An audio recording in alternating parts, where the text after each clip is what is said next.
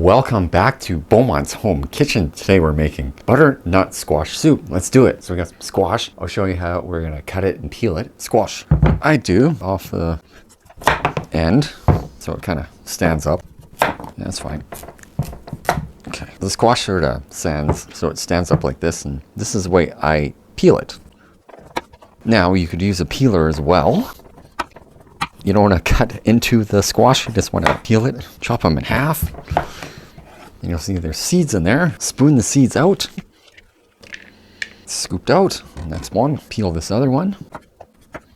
So we're going to cube the squash there. Try to get even pieces. Squash pieces. Chop.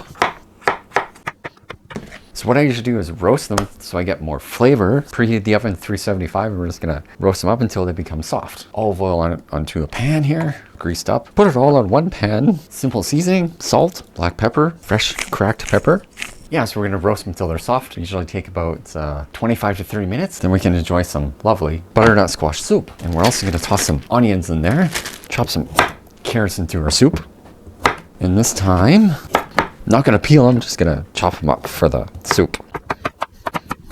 Such a nice fall soup. Butternut squash is a little bit soft, so it doesn't have to be fully soft, just a little bit. We're just trying to get a little flavor from the roasting part. Toss all our squash in the pot there. Let it boil up for a bit, and then we're gonna blend the soup up, and then it'll be a beautiful soup. Pretty much how simple it is to make butternut squash soup. And of course, we'll puree it all up. Blend our soup up. The bowl. Always taste. Give our butternut squash soup a try.